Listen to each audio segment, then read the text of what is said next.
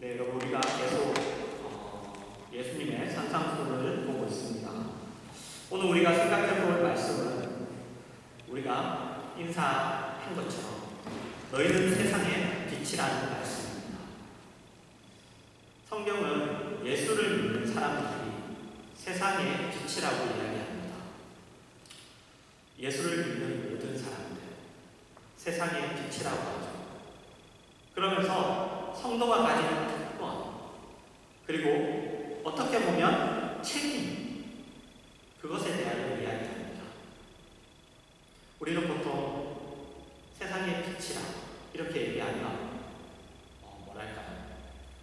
어떤 우리의 살아가야 하는 삶이 가져야 되는 어떤 책임, 아니면 우리의 그러한 모습이, 아니면 신앙의 내용을 가져야 되는 어떤 그러한 의무, 이렇게 생각하기도 하지만 아니죠.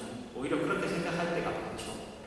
하지만 우리의 특권이라는 것입니다. 우리의 특권. 그래서 사실 보면 이 너희는 세상의 빛이라 이 말씀을 우리가 성경이 이야기하는 것과는 조금 다르게 그렇게 잘못 이해하고 있을 때가 많습니다. 그래서 오늘은 이 말씀을 우리가 좀 살펴보려고 하는데요. 너희는 세상의 빛이라 이 말씀을 제대로 이해하기 위해서는 11절과 12절의 말씀을 잘 이해해야 합니다. 11절을 보시면 나로 말미암아 너희를 욕하고 박해하고 거짓으로 너희를 거슬러 모든 악한 말을 할 때에는 너희에게 복이 있나니. 우리에게 욕을 하고 박해하고 거짓으로 너희를 거스르는, 우리를 거스르는 모든 악한 말을 하는 일들이 있다는 것이죠. 그때는 너희에게 복이 있다 라고 얘기합니다. 여러분, 우리가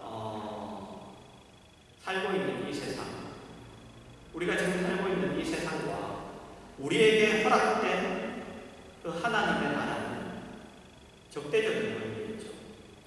서로 하나도 이렇게 추구하는 것이 동일한 것이 없습니다. 서로 반대죠. 그래서 이 말씀에 기록된 대로 어떤 일들이 생깁니다. 욕하고 박해하고 거짓으로 거슬러 모든 악한 말을 하는 일들이 생깁니다. 그런 일들이 있죠. 그래서 여러분, 이런 일들은 우리에게 복이다. 왜? 하나님의 자녀는 이 세상에 속하지 않고 하나님 나라에 속해 있다는 소속감을, 나의 소속감을 확인하게 하는 일들이기 때문입니다. 내가 이 세상에 속해 있지 않고 하나님의 나라에 속해 있구나. 그것을 알게 하는 일들이죠. 그래서 너희 복이 있다, 이렇게 이야기합니다. 그래서 11절은 이렇게 이야기하죠. 기뻐하고 즐거워하라. 하늘에서 너희의 상이 크니라. 너희 전에 있던 선지자들은 이같이 박해하였느니라. 여러분, 당시 선지자들은 하나님의 말씀에 순종하라, 하나님의 뜻을 실천하라고 그렇게 외쳤던 사람들입니다. 그것으로 인하여 선지자들이 박해를 받았죠. 그죠? 하나님의 뜻을 전하는 것을, 하나님의 뜻을 전하는 것으로 인해서 그 선지자들은 박해를 받았습니다. 그런데 여러분, 한번 생각해 보십시오. 그 당시 이스라엘 백성들은 하나님의 선민입니다. 하나님의 선민. 그들이 하나님의 명령과 율법으로 요약된 모든 지켜야 할 내용들을 몰랐을 리가 없습니다. 그리고 그 내용들을 그들이 아주 반대했다고 보기도 어렵죠. 그런데 선지자들이 박해를 받았습니다. 이방인한테 박해를 받은 게 아니죠. 그들에게도 박해를 받았죠. 여러분, 왜 그런 일이 생겼을까요? 왜 그런 일이? 이사야서 11장 1절에서 5절을 제가 읽겠습니다. 이새의 줄기에서 한 싹이 나며 그 뿌리에서 한 가지가 나서 결실하였지요. 그 위에 여호와의 영, 곧 지혜와 총명의 영이요 모략과 재능의 영이요 지식과 여호와를 경외하는 영이 강림하시리니 그가 여호와를 경외함으로 즐거움을 삼을 것이며 그의 눈에 보이는 대로 심판하지 아니하며 그의 귀에 들리는 대로 판단하지 아니하며 공의로 가난한 자를 심판하며 정직으로 세상에 겸손한 자를 판단할 것이며 그의 입에 막대기로 세상을 치며 그의 입술의 기운으로 악인을 죽일 것이며 공의로 그의 허리띠를 삼으며 성실로 그의 몸에 띠를 삼으리라.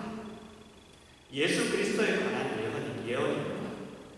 그분이 오셔서 공의를 실현하실 것이라고, 그분이 공의를 실현할 것이라고 그렇게 이야기합니다.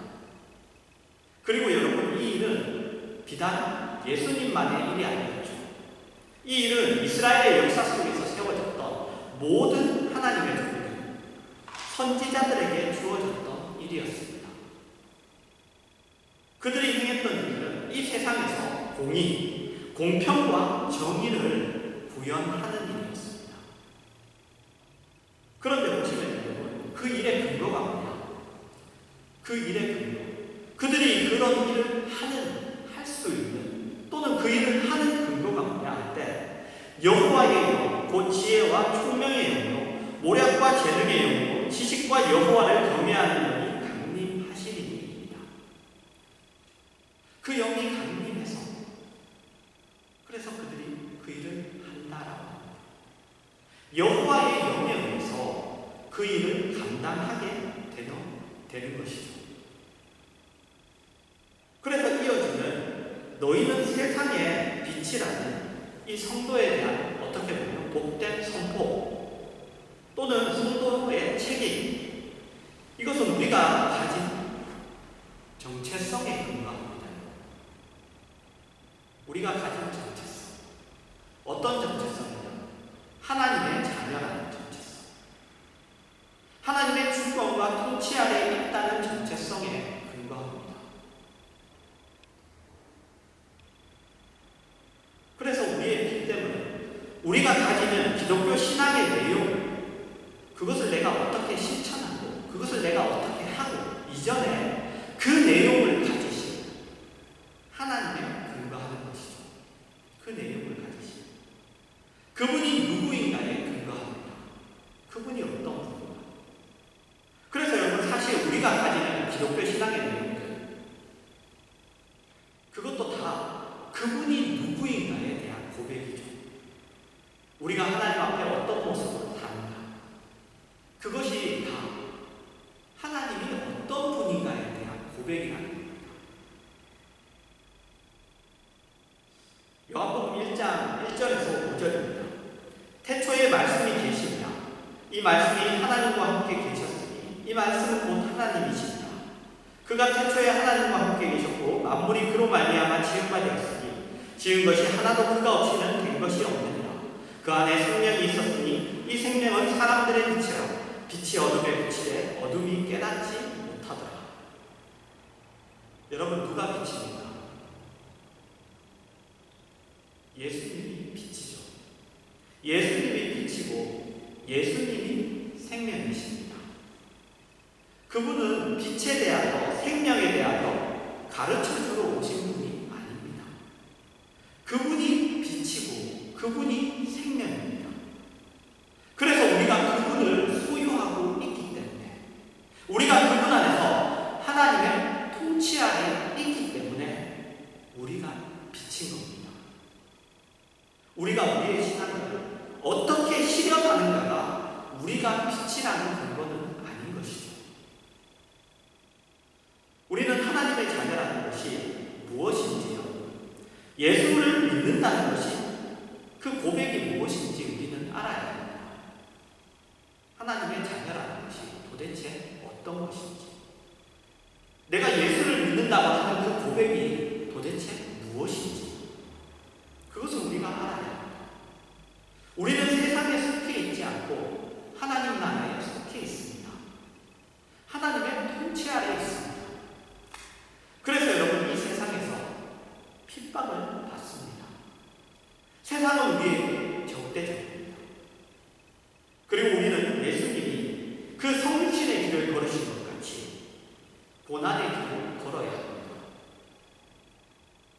여러분, 예수님의 성육신의 길은 우리에게는 참 복된 길이긴 하지만 그것은 예수님에게 고난의 길이었습니다. 순환의 길이었죠. 그것처럼 우리는 고난의 길을 걸어야 합니다. 왜냐하면 지난 시간에 우리가 확인한 것처럼 빛이 여러분 흑암에 찾아왔습니다. 사망의 차기에 찾아온 빛이기 때문입니다.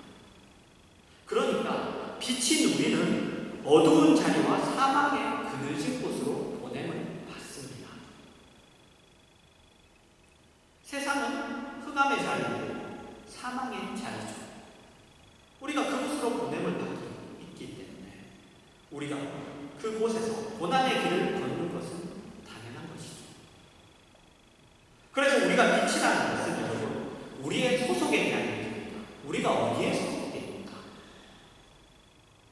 하나님이 우리의 유일한 통치자시고 우리는 그의 백성입니다. 그 사실이 우리를 빛되게 합니다. 그 사실이 우리를 빛되게 합니다. 그리고 그 사실은 우리로 하여금 이 빛 때문에 내가 빛이라는 것을 소속감과 신분과 하나님과의 관계와 그로 말미암은 정체성으로 이해하게 합니다. 그래서 우리는 성도된 확인, 나의 하나님의 자녀된 확인을 정체성으로 확인해야 합니다. 정체성으로. 그러면 우리는 세상에서의 어떤 우리의 삶에 대한 이해와 그 삶을 살아가는 일에 필요한 힘이 무엇인지 그 힘에 대한 그 이해가 달라질 수밖에 없습니다. 고린도후서 4장 5절입니다.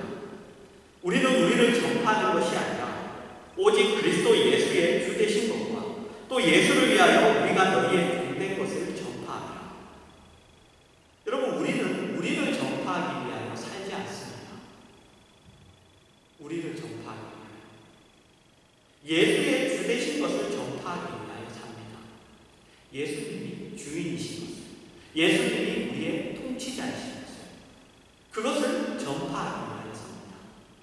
그래서 예수를 위하여 우리가 너희의 종된 것을 전파한답니다. 그러니까 성도의 인생은 섬기는 주인의 인생이 아니라 종의 인생이라는 거죠. 여러분, 종의 인생은 어떻습니까? 여러분, 누군가의 종이 되본 적이 있습니까? 뭐 이거는 집안일이긴 하지만 뭐랄까요? 우리 여러분들 자녀가 있으면 다 생각할 겁니다. 그죠? 자녀의 종이라고. 종도 이런 종이 없다. 네. 종의 삶은 여러분 고달픕니다. 그죠? 종의 삶은 고달프죠.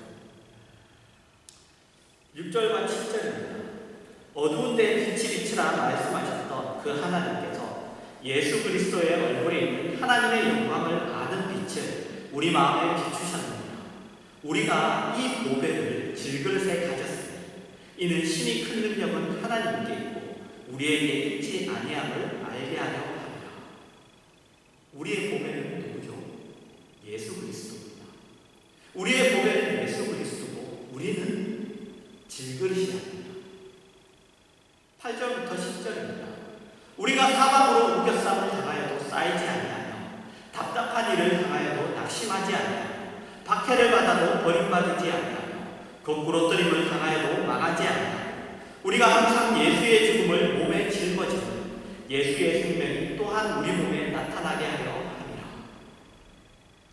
우리 자신으로 증거하고 우리 자신에게서 확인할 수 있는 것들은 아무것도 없다고 합니다. 우리 자신을 가지고 증거할 수 있고 우리 자신을 가지고 우리가 확인할 수 있는 것은 아무것도 없다는 겁니다. 예수님이 그러셨죠. 예수님은 메시아이셨지만 메시아로서 대접을 받지 못하셨습니다. 그리고 죽으셨죠. 죽었다는 것은 세상적으로는 완벽한 실패죠. 완전한 실패입니다. 우리는 그 예수님의 죽음을 몸에 짊어지고 있습니다. 예수님이 사신 것 같이 살도록 부름을 받고 있죠. 그렇지만 우리는 빛입니다. 하나님이 예수 그리스도를 보내셔서 그분을 통하여 우리 모든 인류를 하나님의 자녀로 부르시는 것 같이 우리도 그렇게 부름을 받고 있습니다. 11절입니다. 우리 살아있는 자가 항상 예수를 위하여 죽음에 넘겨지고 예수의 생명이 또한 우리 죽을 육체에 나타나게 하려 합니다. 우리는 예수님의 죽음을 몸에 짊어지고 주님이 죽으신 길을 걸어가고 예수님을 위하여 죽음에 넘겨집니다. 질그릇이 깨져야지 보배가 드러나듯이 그 질그릇, 그 보배를 담고 있는 질그릇이 깨져야 그 보배가 드러나듯이 죽어야 결과를 가지도록 부름을 받고 있습니다. 죽어야지 결과를 가지고.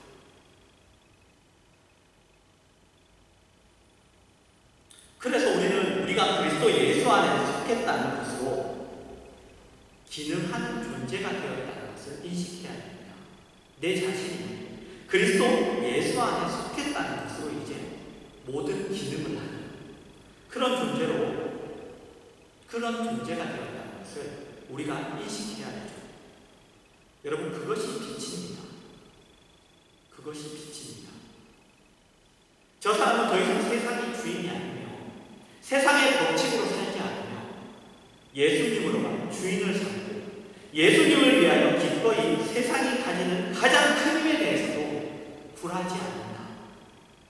저 사람은 달라. 빛이죠. 여러분, 이 부분에 대하여 사도 바울은 이런 가르침을 우리에게 줍니다. 빌립보서 4장 10절에서 13절입니다. 내가 주 안에서 크게 기뻐하고 너희가 나를 생각하던 것이 이제 다시 싹이 나니 너희가 또한 이를 위하여 생각을 하였으나 기회가 없었느니라. 내가 궁핍함으로 말하는 것이 아니라 어떠한 형편에든지 나는 자족하기를 배웠나니 나는 비천에 처할 줄도 알고 풍부에 처할 줄도 알아 모든 일 곧 배부름과 배고픔과 풍부와 궁핍에도 처할 줄 아는 일체의 비결을 배우느라 내게 능력 주시는 자 안에서 내가 모든 것을 할 수 있느니라. 사도 바울이 지금 감옥에 로마의 감옥에 갇혀 있어요. 그런데 그 빌립보 교회에서 사도 바울에게 계속 이렇게 뭐랄까요? 이런 공개하는 거죠. 그죠? 어떻게 보면 위로문도 이렇게 보내고 필요한 것들도 보내고 그러니까 그렇게 연보라고 하죠. 연보를 이렇게 보냈습니다. 그런데 그것이 잠깐 끊어졌었습니다. 네. 그러다가 다시 시작됐고 그래서 이 빌립보 교인들이 그 연보를 가지고 사도 바울에게 찾아온 거죠. 그래서 사도 바울에게 그럽니다. 너희가 이런 것을 가져왔다고 내가 기뻐하는 건 아니다. 내가 이 물질로, 이 재물로, 너희가 가져온 이 선물로 내가 기뻐하는 건 아니다. 너희 마음에 그 하나님을 향한 그 마음, 그것이 다시 이렇게 일어났기 때문에 너희들이 그 마음을 가지고 다시 그렇게 행하기 때문에 그걸 기뻐하는 겁니다. 그러면서 나는 내게 능력 주시는 자 안에서 모든 것을 할 수 있느니라. 이전에도 여러분에게 한번 얘기했었죠. 여러분 이렇게 생각해 보십시오. 여러분이 어떤 선물을 가지고 갔는데 그 사람이 감옥에 갇혀있는 예수가 나는 내게 능력 주시는 자 나는 모든 것을 할 수 있어 이렇게 얘기하면 재수 없겠죠. 그죠? 그래 그러면 이거 내게 가져갈게 그렇게 살아라 이럴지도 모르죠. 근데 사도 바울이 이 얘기를 여러분 뭐랄까요? 사도 바울의 의도와는 다르게 우리가 보통 잘못 이해하고 있는 경우가 많습니다. 어떤 낙관성, 그죠? 그래, 나는 내게 능력 주시는 자 안에서 모든 것을 할 수 있어. 어려운 사람과 위해서, 아니면 뭔가를 극복하기 위해서 이런 식의 의도로 사용할 때가 많아요.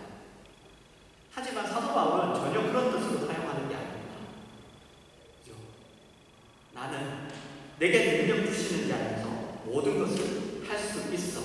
이 말은 뭐냐?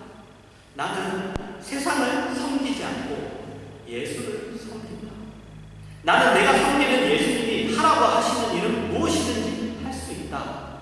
나는 무슨 꼴이라도 그래서 당할 수 있다. 나는 하나님의 그 뜻 때문에 나는 어떤 자리라도 나는 내가 있을 수 있다.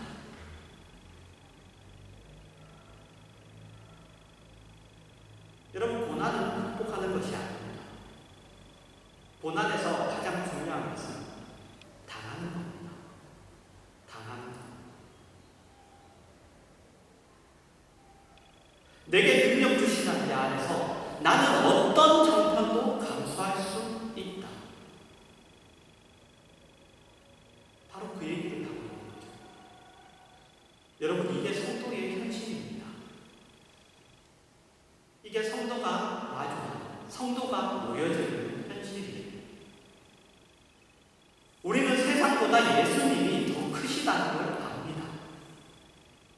그렇기 때문에 우리는 세상에 굴할 수가 없죠. 세상과 하나님 중에 기꺼이 포기하라면 세상을 포기합니다. 그리고 또 이런 가르침도 줍니다. 고린도전서 2장 1절에서 5절입니다. 형제들아, 내가 너희에게 나아가 하나님의 증거를 전할 때 말과 지혜에 아름다운 것으로 아니하였나니 내가 너희 중에서 예수 그리스도와 그가 십자가에 못 박히신 것 외에는 아무것도 알지 아니하고 작정하였습니다. 내가 너희 가운데 거할 때 약하고 두려워하고 심히 떨었노라. 내 말과 내 전도함이 설득력 있는 지혜의 말로 하지 아니하고 다만 성령의 나타나심과 능력으로 하여 너희 믿음이 사람의 지혜에 있지 아니하고 다만 하나님의 능력이 있게 하려 함이니라. 내가 너희 중에서 예수 그리스도와 그가 십자가에 못 박히신 것 외에는 아무것도 알지 아니하고 작정하였습니다. 라고 합니다. 여러분, 우리에게 예수님의 성육신의 길, 그 고난의 길, 그 죽음의 길은 여러분 선택의 길이 아닙니다. 우리가 선택하고 말고의 길이 아니라 여러분, 이 길은 우리에게 주어진 유일한 길입니다. 우리에게 주어진 유일한 길이에요. 우리는 우리가 죽음의 길을 걸어야 한다는 것을 늘 기억하고 그리고 그것을 늘 순종해야 됩니다. 십자가를 붙들라. 그죠? 뭐만 하면 십자가를 붙들라. 십자가 앞에 나아가.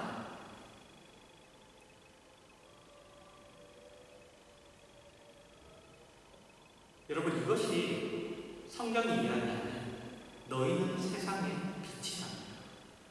너희는 세상의 빛이다.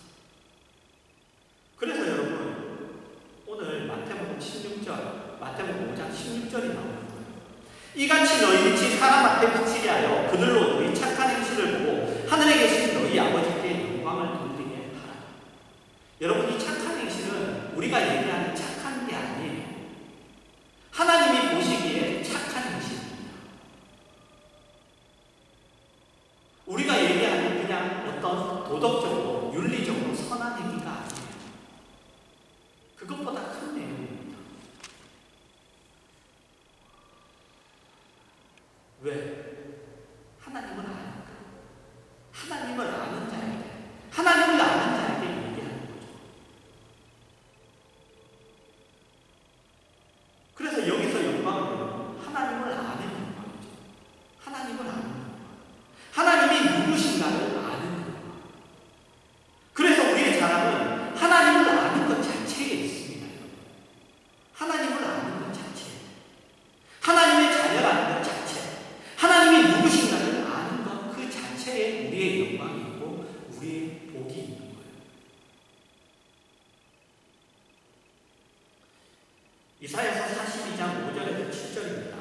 하늘을 창조하여 보시고 땅과 그 소산을 내시며 땅의 백성에게 호흡을 주시며 땅에 행하는 자에게 영을 주시는 하나님 여호와께서 이같이 말씀하시되 나 여호와가 의로 너를 불렀은즉 내가 내 손을 잡아 너를 보호하며 너를 세워 백성의 언약과 이방의 빛이 되게 하리니 내가 눈먼 자들의 눈을 밝히며 갇힌 갇힌 자를 감옥에서 이끌어내며 흑암에 앉은 자를 감방에서 나오게 하리라. 이 빛은 모든 선지자들이 가졌던 사명이자 책임이고 예수 그리스도 안에서 이미 일어난 일이며 모든 성도들이 우리에게 허락된 것입니다. 우리는 빛입니다. 빛입니다. 눈먼 자들의 눈을 밝히며 갇힌 자를 감옥에서 이끌어내며 흑암에 앉은 자를 감방에서 나오게 합니다. 그런데 이 일들은 다 무엇을 근거로 결과되느냐 하면 8절입니다. 나는 여호와이니 이는 내 이름으로 나는 내 영광을 다른 자에게 내 찬송을 우상에게 주지 아니하리라.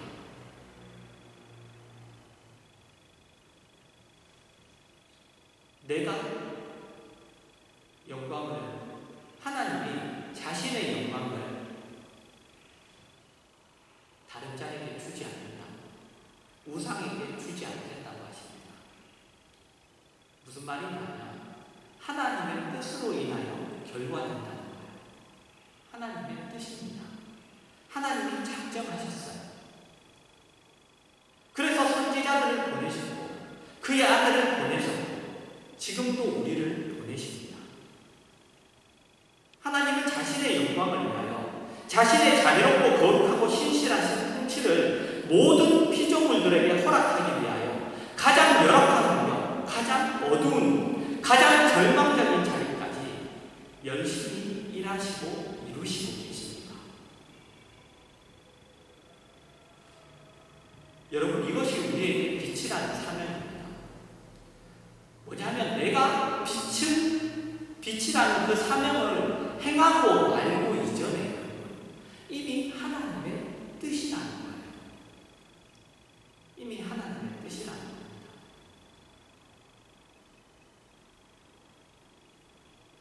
여러분, 이렇게 생각해 보십시오. 여러분들이 전도를 해보셨을 겁니다. 그런데 전도를 해서 그 사람들이 다 믿던가요? 그렇지 않죠. 그렇지 않습니다. 내가 전도해서 믿을 때도 있고 믿지 않을 때도 있죠. 그런데 똑같은 하나님을 믿는 사람이 가서 전했는데 믿을 때가 있어요. 믿을 때가 있죠. 그러니까 여러분, 내가 어떤 거를 한다 안 한다 이걸로 결과되는 게 아닙니다. 이미 그건 하나님의 뜻이에요. 그럼 우리가 하는 건 뭐냐? 그건 내가 하나님의 뜻 앞에 순종하는 건데 그 순종이 이미 복이에요. 여러분, 이런 얘기를 한 적이 있죠. 효도하는 것 자체가 복이에요. 효도를 해서 나에게 뭔가 주어지는 게 복이 아니라 내가 효도할 마음이 있는 것, 그것 자체가 복입니다. 다른 사람이 그걸 보고 나를 칭찬하고 아니면 내가 그것으로 인해서 내가 어떤 그런 나에게 어떤 것이 떨어지는 것이 있고 그래서 복인 게 아니에요. 그 자체가 복이에요.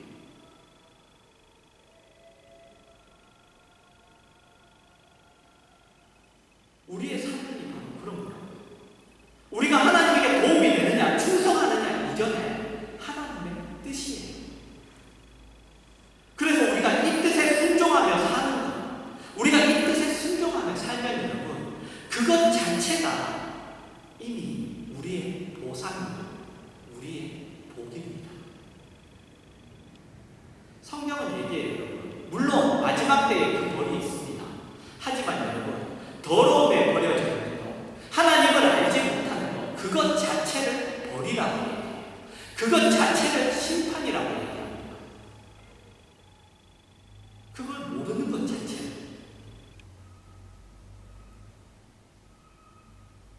그래서 우리가 하나님의 뜻을 행하고 순종하고 그것 자체가 우리의 보상이고 복입니다. 그러나 우리가 이 뜻을 순종하며 사는 것으로 인하여 어떤 보이는 결과를 보상으로, 복으로 확인하고 싶어 한다면, 그렇다면 여러분, 우리는 하나님의 통치 아래 있는 것과 세상의 통치 아래 있는 것 사이에서 끊임없이 갈등하게 돼요. 끊임없이 갈등하게 돼요.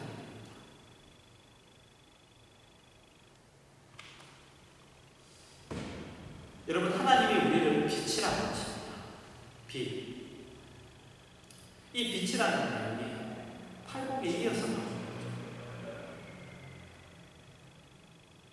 여러분, 하나님의 자녀라는 것이 무엇인지, 예수를 믿는다고 내가 고백하는 것이 도대체 무엇인지 오늘 말씀으로 여러분 확인하셔서 너희는 이 세상에